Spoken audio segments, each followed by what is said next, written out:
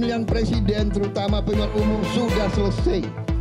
Berilah kesempatan kami akan buktikan kami akan menjadi presiden, wakil presiden, pemerintah yang akan bekerja sekeras-kerasnya untuk seluruh rakyat Indonesia. Ini belum selesai dari sisi proses dan juga substansi. Secara prosedural saja masih banyak catatan. Pemilihan presiden telah usai. Presiden terpilih di pemilu 2024, Prabowo Subianto, ajak semua pihak kembali bersatu dan berjanji jadi presiden bagi seluruh rakyat Indonesia tanpa kecuali. Termasuk merangkul partai politik di luar koalisinya. Sebagai permulaan, Prabowo menemui Ketua Umum Partai Nasdem. Maklum saja, Nasdem jadi partai pertama yang memberikan selamat ke Prabowo Gibran. Partai Nasdem juga mengucapkan selamat kepada pasangan Prabowo Subianto dan Gibran Rakabuming Raka sebagai pemenang Pilpres tahun 2024. Kemungkinan tetap bergabung maupun tidak bergabung itu sama posisinya hari ini. Hal ini tentu kontradiktif di saat pasangan Anies Muhaimin masih berusaha keras membuktikan dugaan kecurangan pemilu di Mahkamah Konstitusi. Analis politik Universitas Al-Azhar Ujang Komarudin berpandangan Prabowo Gibran harus merangkul parpol lain untuk berkoalisi demi mengamankan parlemen memuluskan janji kampanye. Besar 4 partai parlemen yang di Koalisi Indonesia Maju, kemungkinan besar itu suaranya paling 42-45% kekuatan di parlemennya. Ya. Maka sebuah keniscayaan, sebuah kebutuhan untuk mengambil partai-partai yang di luar KIM itu, artinya pihak-pihak yang kalah di pemilu, ya seperti Nasdem tadi. Sementara PDI Perjuangan tampaknya tak terlalu khawatir berada di luar atau di dalam pemerintahan. Pernah di luar, pernah di pemerintahan, pernah diobok-obok juga kalau kita lihat lebih jauh ke belakang, tertarik ke belakang ya, soal ada di dalam atau ada di luar koalisi atau oposisi ini agak kabur kadang-kadang karena ya lebih hanya karena yang penting dapat berapa kursi gitu ya. Ya pragmatis jadinya kalau kita berpikir. Ya kalau kita mau pakai bahasa yang lebih vulgar ya pragmatisme yang lebih dominan di situ. Lalu bagaimana dengan Partai Kebangkitan Bangsa yang belum lama ini 2 menterinya dipanggil Presiden Jokowi? Partai yang diketuai Muhaimin Iskandar tampaknya masih menimbang-nimbang bergabung dengan pemerintahan atau menjadi oposisi. Dan pasti untuk kepentingan terbaik Indonesia, maka kita bisa mengambil pilihan tetap akan berada di dalam satu koalisi pemerintahan, atau misalnya kita meng-exercise diri kita untuk mengambil pilihan di luar pemerintahan koalisi, karena ini juga dibutuhkan oleh demokrasi. Usai KPU mengumumkan hasil pemilu 2024, kini yang jadi pertanyaan, siapa yang bakal lompat pagar bergabung ke koalisi Prabowo Gibran dan siapa yang berani jadi oposisi 5 tahun ke depan? Tim Liputan, Kompas TV. Siapa berani jadi oposisi, siapa yang mampu untuk berada di luar pemerintahan selama 5 tahun ke depan. Hari ini yang juga kita lihat adalah Ketua Umum Partai Nasdem mengucapkan selamat. Prabowo pun kemudian menemui Surya Paloh di Nasdem Tower hari ini. Apakah ini bisa jadi pintu masuk bertambahnya anggota koalisi Prabowo? Sore hari ini kita bahas bersama dengan Guru Besar Komunikasi Politik Universitas Nasional, Profesor Lely Aryani. Prof Lely, halo, selamat sore. Halo, selamat sore, Maidop. Oke, apa yang Anda lihat nih, Prof? Lihat dari pertemuan antara Surya Paloh dan juga Prabowo Subianto hari ini. Ya, pertama pernyataan yang disampaikan oleh KPU dalam merilis hasil rekapitulasi suara perolehan suara untuk presiden dan legislatif kan baru 2 hari terjadi. Tapi hari ini kita dikejutkan dengan bertemunya Surya Paloh sama di saat yang sama gugatan juga diajukan ke Mahkamah Konstitusi oleh pasangan 01 yang notabene adalah didukung oleh Partai Nasdem. Didukung oleh Surya Paloh gitu kan. Jadi antara koalisi dan oposisi dalam politik itu seperti komedi dan tragedi. Jadi politik itu adalah komedi bila kita lihat dari dekat, tapi tragedi dilihat dari jauh, demikian juga bisa sebaliknya. Nah inilah yang kita saksikan pada hari ini. Jadi dinamika berkembang demikian cepat, kita sebenarnya masih ingin menunggu nih, Nasdem adem dulu gitu kan, menunggu dulu nih. Toh yang mengajukan gugatan itu meskipun dinyatakan dikawal juga oleh Nasdem, dikasih juga pengacara, yang hebat-hebat. Tadi kan sekjennya juga bilang tadi kan ada dua hal yang berbeda antara menghargai hasil pemilu dan juga bahkan disebut juga tadi ada kemungkinan kerjasama, itu gimana? Iya, jadi dua hal yang bertolak belakang sebenarnya. Kalau dilihat dari posisi hari ini, Nasdem memang masih berada dalam pemerintahan, dalam posisinya pada hari ini gitu ya. Nasdem masih berada dalam pemerintahan, PKB juga demikian. Jadi kalau misalnya kalau ditanya pertemuan dengan Pak Jokowi apakah dalam rangka ke depan untuk dengan pertemuan dengan Prabowo apakah dalam rangka ke depan, pastilah kan yang akan memimpin ke depan itu adalah Prabowo. Jadi otomatis perbincangan yang dilakukan karena belum siap politik, untuk berada di luar pemerintahan nanti 5 tahun ke depan. Itu pertanyaannya yang bagus dari Maidop. Jadi ruh nafasnya Pak Surya Paloh khususnya ini adalah nafasnya Golkar gitu loh. Yang sangat tidak terbiasa untuk berada di luar pemerintahan.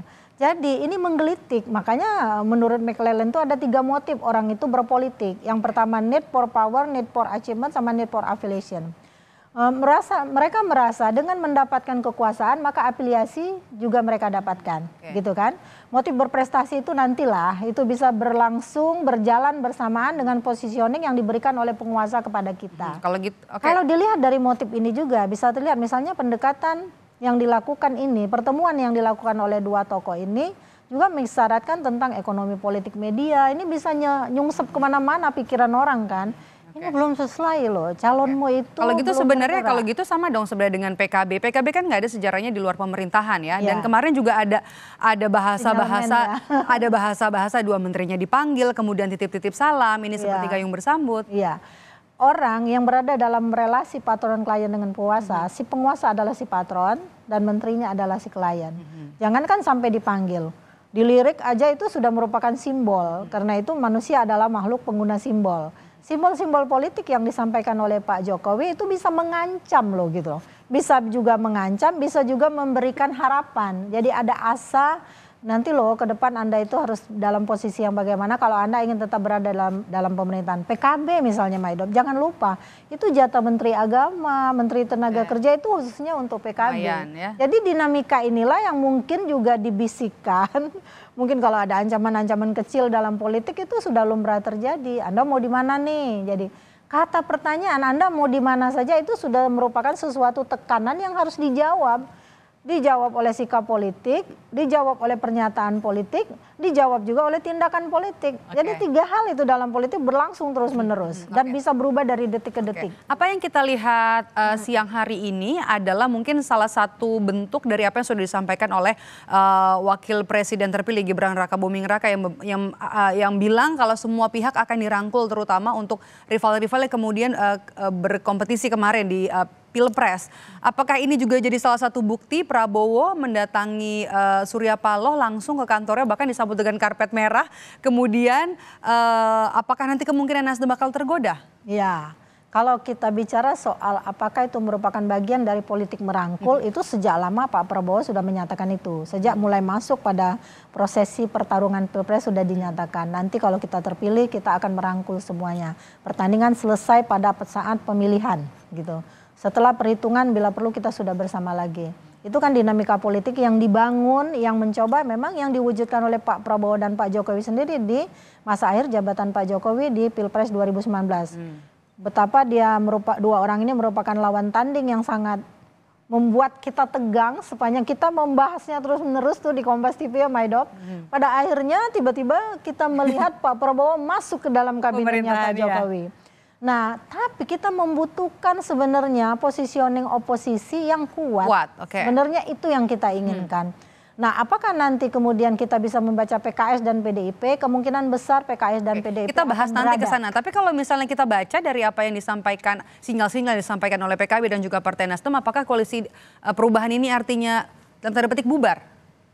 Tidak ada koalisi permanen dalam politik. Jadi koalisi itu dibentuk sepanjang kepentingan politiknya ada. Ketika mereka merasa kepentingan politiknya sudah selesai juga koalisi itu. Maidop masih ingat 2014 ada koalisi Merah Putih, ada koalisi Indonesia Hebat.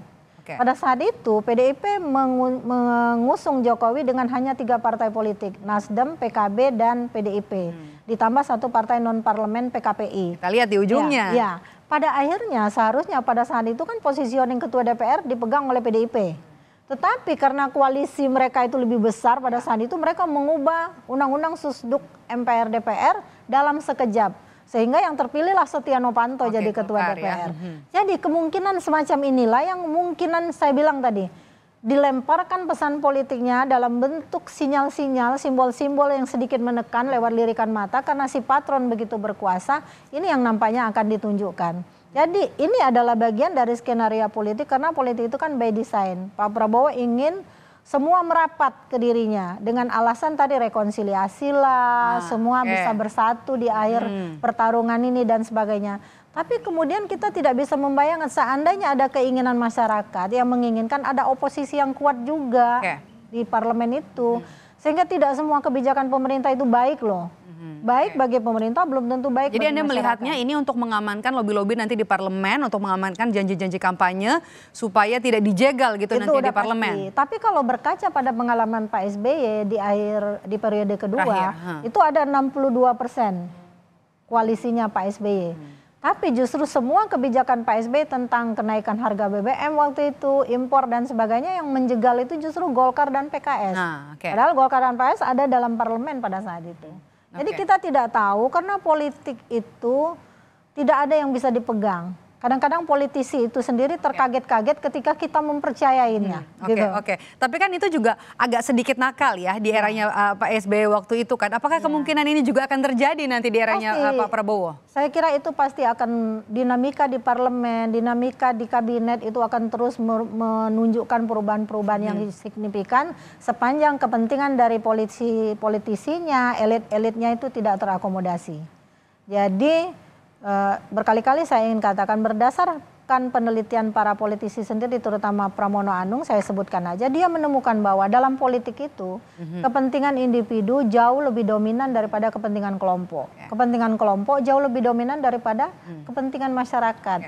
Nah, sekarang kita bisa baca nanti kepentingan siapa nih, apakah untuk pemilu sesudah ini, karena kerja politik itu setahun pertama mereka itu beradaptasi, transisi 2 tahun bekerja, 2 tahun setelah itu siap-siap. Tapi harapan terbesar untuk bisa ada di oposisi siapa saja nih? Partai mana aja?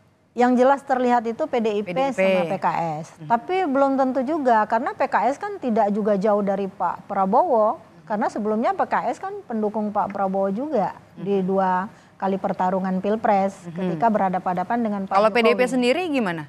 PDIP saya pikir harus punya positioning yang jelas. Dia tidak cukup banyak, tapi dia bisa memberi arti pada posisi bagaimana mereka berdiri pada sisi rakyat yang menginginkan suaranya didengar. Barangkali seperti itu. Oke, apa yang harus dilakukan PDI Perjuangan agar nanti kuat di pemerintahan? Ya, pertama PDIP seperti sudah punya pengalaman dalam hal beroposisi.